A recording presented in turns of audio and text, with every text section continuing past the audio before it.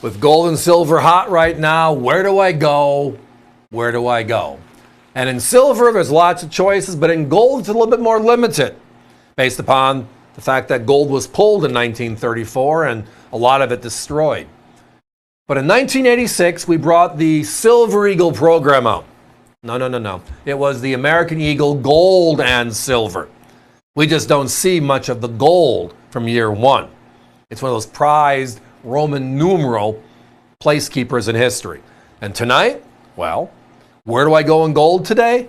I have the answer. How about first year of issue uncirculated specimens? So in 2025, we are celebrating the 40th anniversary of the American Eagle Gold program. In 1986, we made 4 sizes, 10th, quarter, half, and 1 ounce.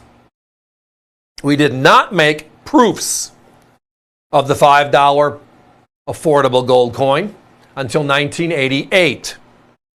We also had Roman numerals on these coins from 1986 through the year 1991. We started regular dating of the coins in 1992. The reverse is the consistent reverse known as the family of eagles. You're seeing it right here. They changed that design in 2021. So in collecting, we call them bookends, right? The start of something, the end of something. And the American Eagle program isn't over. It's still in process, so we don't have a bookend on the end yet, but we do have a bookend on the front. We know when it started, we know how few of them they made, and we know there's no competing Unc versus proof, which one is more popular. The challenge is, what's the price? And with gold where it's at today, here is the challenge. The brand new 2025s. My competition are in the mid 400s. We're talking 4.25, 450 is where they're at for the brand new 2025s being struck last week. We're talking about them this week, right? We have the first year of issue, the prize, 1986. And look at our price. So whenever I can get the gold or silver content that I want, when I look at what the rest of the market's doing with just regular pieces, and then I can layer on the rarity or the first year or any of the other great bullets that make it so strong as a collectible coin. And I can still have the price point be right on top of all the other common stuff. That just makes it fun. And this particular piece tonight is that. This last show we went to, we bought a roll because we were running low because everybody's buying 10-ounce gold pieces. So we bought the roll. It was mixed dates. We open up the mixed dates and find out that there are 12 of them that are dated 1986. So tonight, we can bring out the 1986s at the price that everybody else is basically selling the commons for.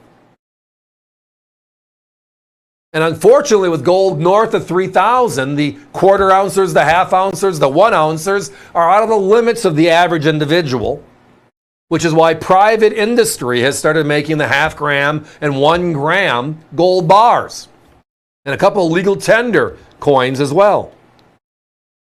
Verinium, which is the flattening of gold into like a certificate form because it's just easier to store. Also a little bit bigger than a small 1 gram gold piece. Right? But the U.S. Mint, when they came out in 1986, nailed it. They chose the design of the most beautiful gold coin the world has ever seen, and that is the left-hand side. That is Augustus St. Gaudens's design. We nicknamed the $20 gold piece this came from, the St. Gaudens $20 gold piece. And it goes down in history as the best, just like our Silver Eagle, the Walking Liberty, goes down as our silver best. The obverse, this design didn't change at all. Only thing that changed on it was the actual date. And again, 1986 to 1991, they were Roman numerals for the year. And in 1992 to the present, we have what we would call regular dating. All of our coins are uncirculated, but tonight it's all about first year of issue. And the huge premiums placed on everything else. However, unlike the Silver Eagle brethren, we made an uncirculated and a proof Silver Eagle in 1986. We did not make any of the fractional gold coins, the tenths, the quarters, or the half dollars in proof year number one. Uniquely enough, it was a staggered program. 86, we made only a 1 ounce gold proof. 87, we made a $25 and a $50 proof.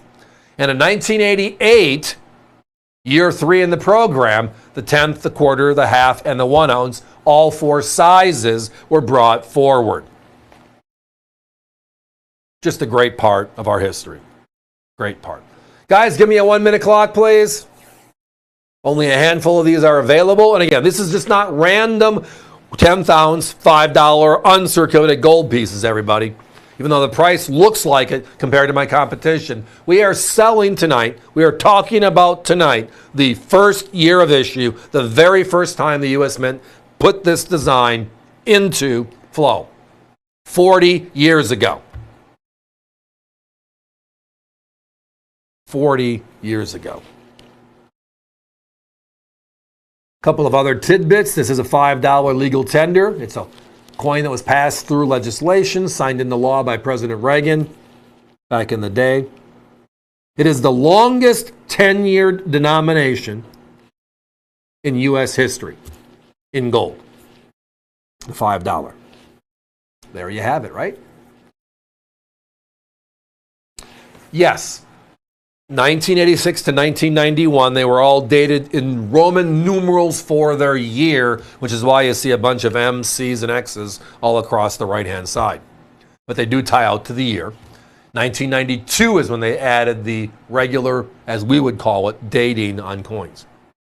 Value, yes. These are only 1986. That's why this price is so crazy special. Oops, I was just told we're that close to a sellout, so it's time for me to be moving on.